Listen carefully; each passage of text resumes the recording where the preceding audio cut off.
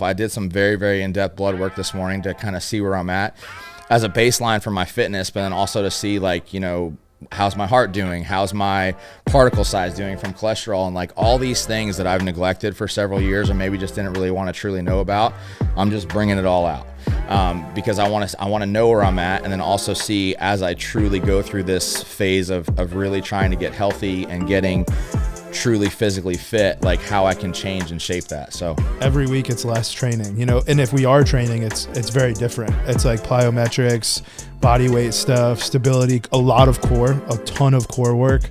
But it's also things that I thoroughly like miss doing. And like I was telling Matt this morning, like I feel so different. Like I'm so more movable in my own body. Like I can wash my back again. I haven't washed my back in 2-3 years. Like I can actually touch every part of my back now. So like little things like that are just. What's up, guys? Welcome to episode 39 of the Raw You podcast. We are talking about, I guess you could call it like the transition of Matt and I's training recently and like why we did it and what we're doing now. So I guess I'm gonna let Matt start because his is like a little bit like he has like a real reason as to why he started. I guess I do too, but Matt, you want to go first?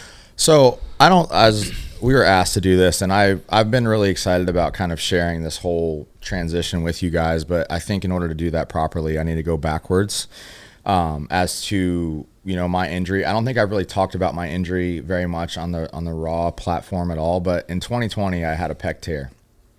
Completely ruptured my pec. And then, you know, I was wanting to have like this like crazy awesome story about me coming back. And through that pec injury, I had several infections. I ended up having 5 surgeries on my pec. So for like 18 months to 2 years, I was kind of just like out of training in general. I didn't really have a purpose in the gym. I don't want to say felt lost because so many other aspects of my life actually improved. But in terms of a general direction in the gym, I was always a competitor since the age of 7. I always had something to shoot for, a goal, and that was kind of gone. And it's actually kind of cool. I was thinking about things to talk about today, but Dom and I, last year, beginning of last September, I was on an anniversary trip with my wife, and on that trip, Dom saw that I was getting up and going to the gym in the morning. And we were actually texting back and forth, and we made a plan. So basically last September, Dom and I got into the gym together. So my routine would be to wake up, take the boys to school, and then Dom and I would meet and train. And that's been great. It was awesome. And then through that, I mean, again, things were going well. We were training, we were getting in better shape, but we didn't really have a purpose, have a focus. And then that kind of brings us to this spring. Dom on his own, I think the first step was actually buying the Peloton, right? Yeah, I bought the Peloton treadmill. Yeah, so Dom bought the Peloton treadmill and he started running. And I guess for me, and this is where I'm just going to be fully transparent with you guys, I was, you know, growing up, I was very endurance focused. But I knew mentally what that took. And I guess I just wasn't ready yet. Because I knew, you know, being honest with you guys, I knew how out of shape I truly was, and I wasn't ready to feel that pain again. So Dom starts to run. I see him in the morning. He basically is getting there running in the morning. I'm just doing very low, not hard, steady state.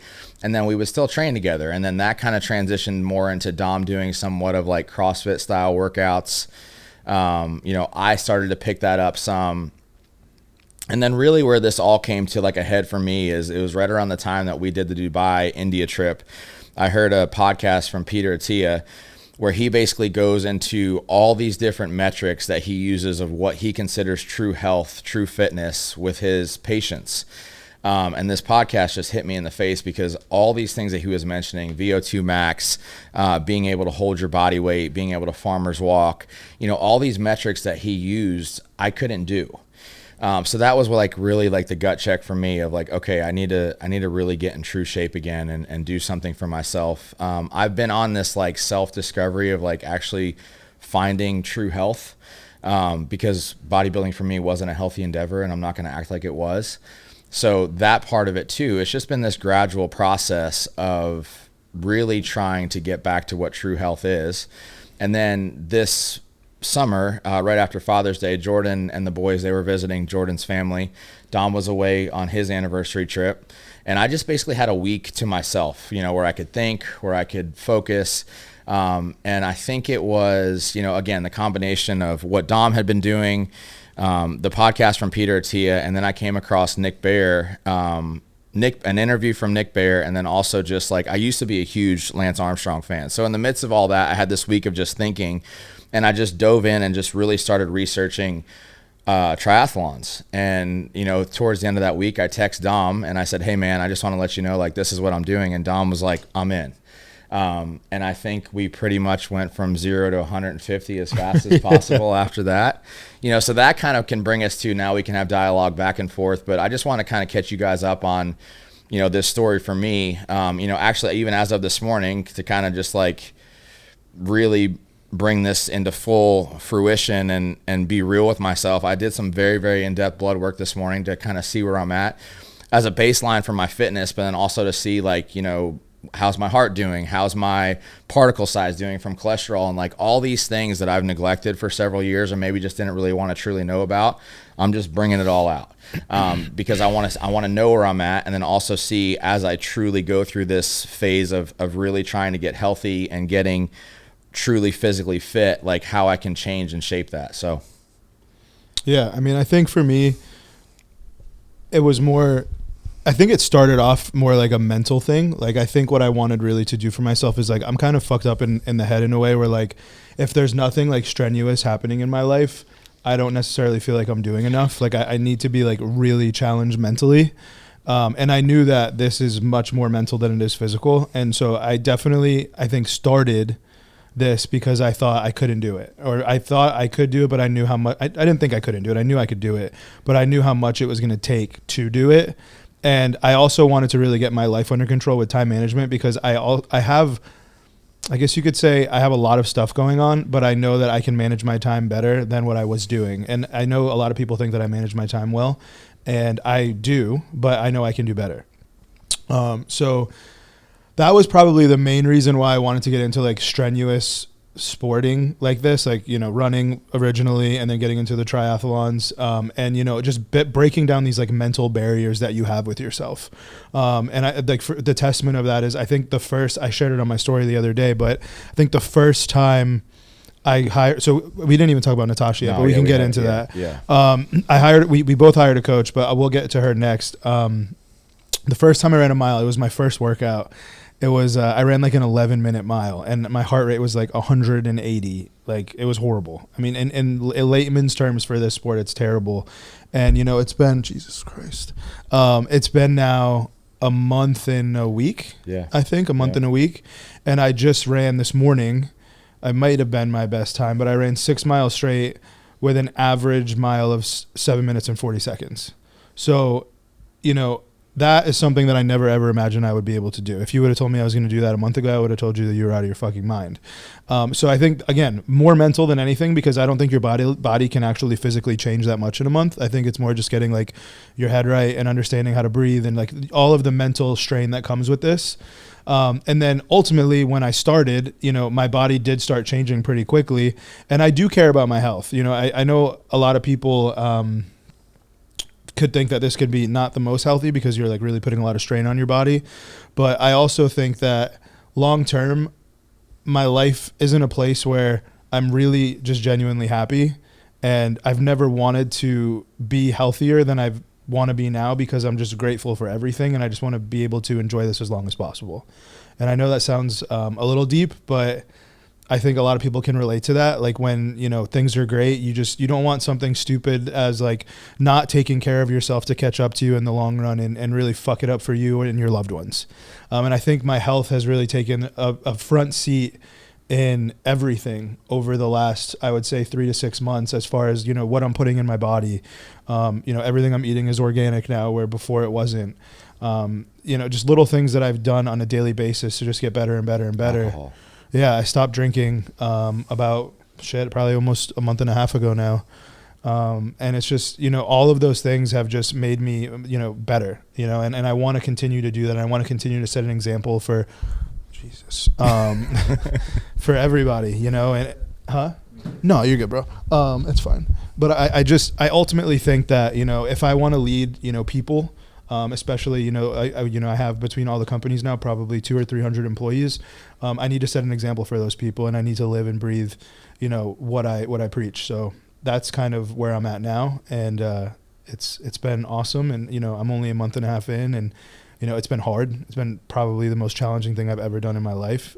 We're running 6 miles a day. We're swimming, almost a mile a day. We're biking 30, 40 miles a day. But at the end of it, I can honestly say I don't think there's a better feeling in the world than when you finish these workouts and you're just like soaked head to toe and you just feel like so accomplished. And the mental clarity you get from, I'm sure you can agree, when we're on the treadmill and we're halfway through these, your mind is like so clear. Yeah. It's like runner's high is real. And it's just been awesome. So that's my story. Yeah. I think, as we've been going through this, it's been very challenging. I mean, every day is hard to a point, but it's also like, it's so rewarding, and it's addictingly rewarding. Yeah. Again, my whole past, and I don't want this to be conveyed. I still absolutely love bodybuilding. I still love winning. I still love doing what I'm doing with my athletes, but I just wanted an avenue where I could push myself and progress again, because taking the drug aspect out of bodybuilding, I knew that I could never surpass what I previously did. So like, that wasn't something that excited me anymore. Whereas this, like, now we're progressing at such a fast rate. And Dom said, yeah, like, you have to mentally be locked in, but also, in terms of endurance progress, you can do that faster than you can put on tissue. It just happens faster. Your body adapts a lot quicker. So that's been really cool. But again, like what Dom said about like being truly healthy, and, not to try to get like deep on you guys, but, looking at the family that I have and the years that I have left, like I want those. I'm not trying to, when people talk about like longevity or living long, like I'm not trying to live till I'm 150, but one, I want to try to do as much as I can to reverse what bodybuilding did to me, if anything. And also two, the years that I have, I want them to be quality years. And I don't want to pawn off my poor decisions on my kids or on my wife. So that's been a driving factor in this. And I think looking at both of us, we don't do anything haphazardly, so it doesn't surprise me at all that we are taking this as serious as we are. Dom, endurance wise, he was well ahead of me when we started this. So like, he's been pushing me, and vice versa. I want to make sure that I'm pushing him and things, but it's also like, it's been awesome to have like a partner in this where we can go on this, trajectory together. I'm sure eventually we'll probably do the same race, or when we might start off where I go support him first or whatever, but I'm excited about that. And then, part of the conversations that we had, so that week of me being by myself in solitude and just kind of thinking and, starting to research this, I actually found a pretty solid training program that I thought we were going to do. And I shared that with Dom, and Dom's like, we should probably just hire a coach. And I was like, so I guess my hesitation again was the fact that like, if we hired a coach, I am very much like, if somebody tells me to do something, I'm going to do it. And I guess I was still like a little hesitant as to like the rate of which I was fully committed. But then we hired Natasha, who has been incredible. Again, she, kind of where we found out about her, and this is actually a crazy story in and of itself, but Nick Bear works with her. Somebody within our own office, Zach, who was not associated with Nick, I told Zach, because from a content perspective, we wanted to document all this. I told Zach that I was wanting to do this, and Zach, like, his face lit up, and he's like, man, I think that's awesome. He's like, you should look into Natasha. And then we both also talked to Bobby, and Bobby, who owns Axe and Sledge, along with Seth. He's like, man, he's like, I don't know how committed you are. He said, but if you're a type A person and you want to go on, he's like, go with Natasha. So we both reached out to her. She's been incredible. Her coaching business as a whole, how connected she is with us as athletes has been awesome, but she basically sets our training on a daily basis. And then she reviews the metrics, and there's so much more that's involved in this sport than I ever imagined starting out. And I think honestly, some of the stress and anxiety of just wanting to perform that I have is due to the fact that there's so many metrics, and we have to turn our watch on, and we have to sync it to our computer, and we have to sync it to our computer on our bike, and all these things work and sync together. So that's been like part of the biggest learning curve for me, is again wanting to wanting to perform and wanting to also make sure that I show these metrics correctly. And it's been a learning curve because it's like we have some problems with our bike or we have some problems with the Zwift app and these things. So that's a little frustrating.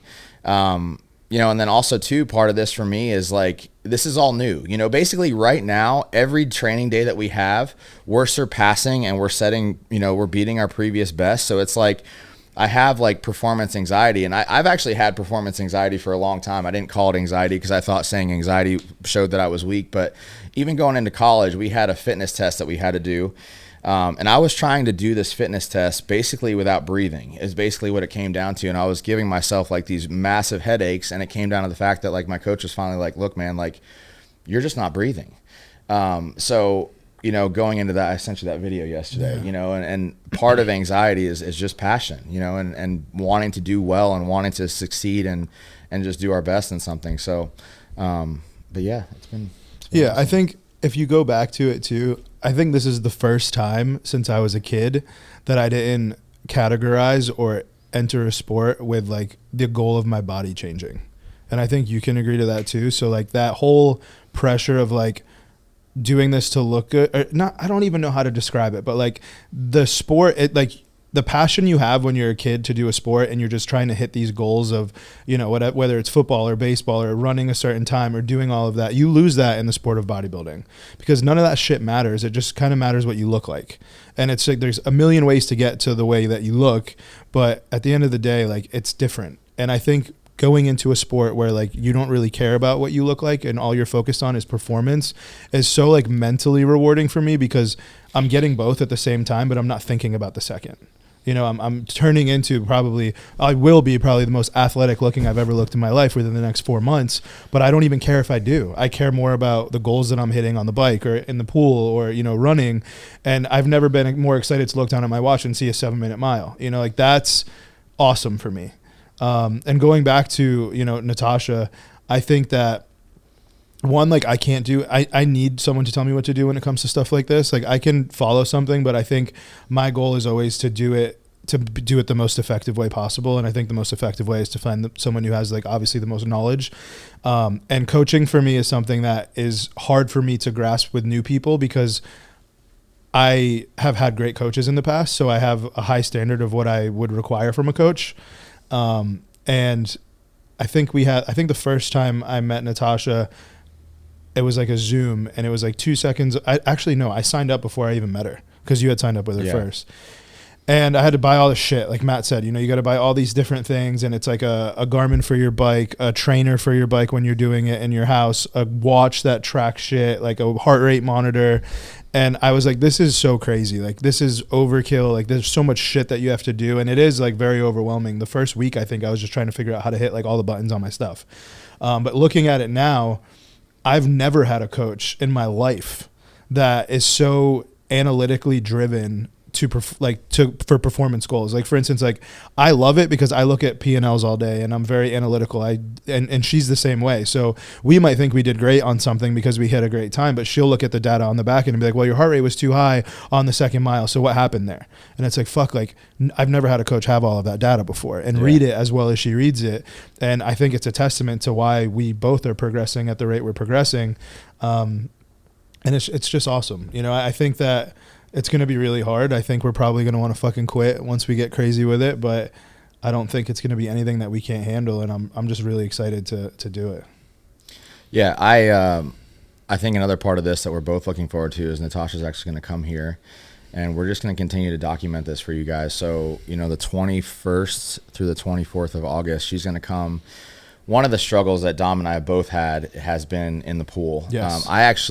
What's crazy to me is when I convinced myself to do this, part of it was like, okay, I already know how to swim. But yet I knew how to swim at 145 pounds. I didn't know how to swim at 225 pounds. It's vastly different, and just the fact that I've been out of the pool for so long, it's not like riding a bike. It doesn't come back right away. So she's going to come here and she's going to work on a lot of just technique and drills with us just to make sure that we're doing things right. Because again, like I can tell you right now, Dom and I really want to be good at this. We want to beat people. We want like we're not doing this to not. Yeah, like one of the questions she asked both of us, and I think we gave the same answer without like knowing we gave the same answer, was like she wanted us like, because we're both capable of probably doing at least like a 73 Ironman within the next maybe like 6 months or maybe even less. I think she said I could be ready in like 3 or 4 months, but I was like, I don't want to do it. I want to like win it. Like I want to be able to win it when we do it. So I would much rather take like a year to like sleep and just like no one know who I am and show up on this thing and fucking blow the doors off of people. That's just like kind of like, I don't like doing anything half-assed, and I don't like not being good at something. So I think our goal is together is to kind of like do these on our own almost over the next year and just like show up to this thing and people know that, you know, we didn't come to just fucking finish it. And it was funny because we both gave that exact same answer to her, like individually without knowing. Yeah, so she's going to come here. She's going to test us. We're going to do VO2 max testing, which if any of you guys really know, and again, going back to what Peter Attia said, like Peter Attia directly correlates somebody's health and true health with what their VO2 max is.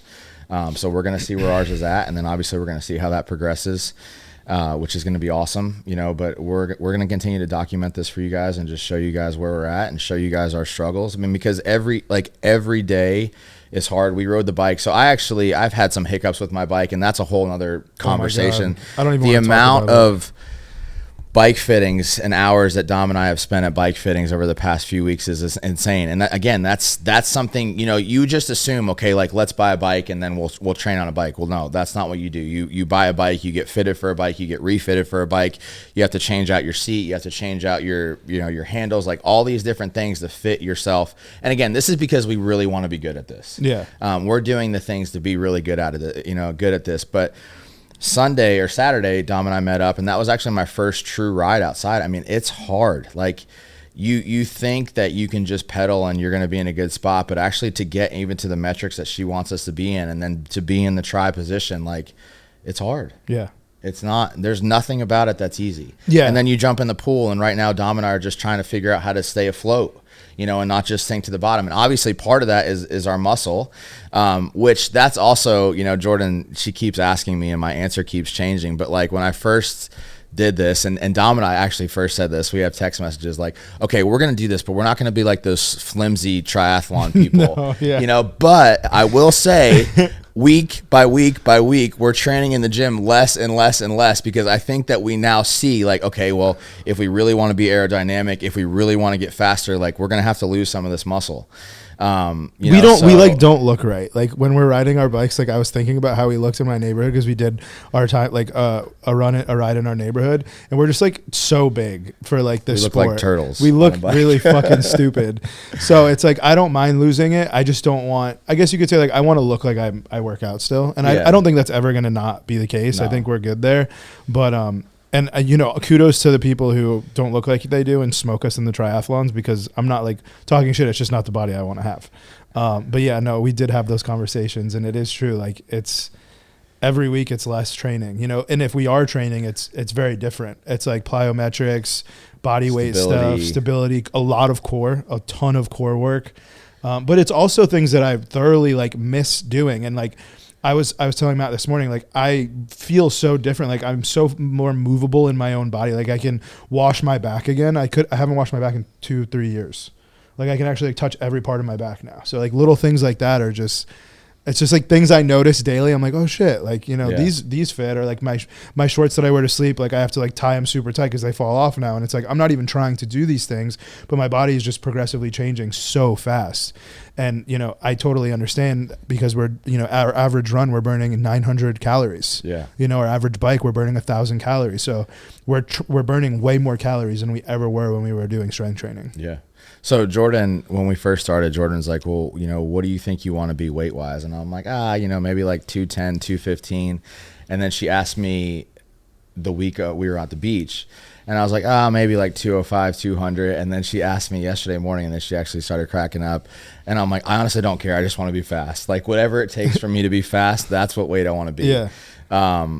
But yeah, I mean, we're excited. Obviously, I think it's been so nice for me just to have a purpose in the gym and have a direction and just know that I'm accomplishing something every day. And I've missed that, you know, again, because I literally had that, like the second that I stopped playing soccer in college, I went right into bodybuilding. And then I just tried to do as best as I could in that, which I'm so thankful for. But now to just have a true purpose again, it's been awesome. And then also I want to back to bodybuilding for a second. I actually had this conversation with some of my guys yesterday. I think that bodybuilders are truly missing out on proper core training. That's something that I was like obsessed with when I was playing sports, doing like hard circuits of different core movements with stability balls, with planks, with all these things. And then when I was a bodybuilder, I just like totally gave that up. And now getting back to that, like I just truly see the value in that from a stability standpoint, from your ability to brace, within movements. So those of you that are watching this that have no interest in doing a triathlon, or maybe you guys are still fully into bodybuilding, I would highly encourage you to get back to more of a, quote unquote functional ab routine, and just really challenge yourself there as if, you would during legs, because I think there's a lot of benefit that you might be missing out on. Yeah. So yeah, this is it. I think we're gonna, like I said, we're gonna continue just to document. Oh yeah, go ahead. So what does your guys' like weekly training schedule look like? And are you guys still in the gym? And like how do you combine the two? Like, so we are in the gym, but it's her training is our training in the gym. Like she programs everything. So as of this week is a little different, but most weeks the way it is we're running and biking on the same day, and then we're swimming and training on the next day. And I have no days off. So I like, for instance, like the average day for me is I'm biking for like an hour and 20 minutes on my Zwift, which is my trainer, which ends up being about like 26 to 30 miles, I would say. And then I'm running at least 5 miles.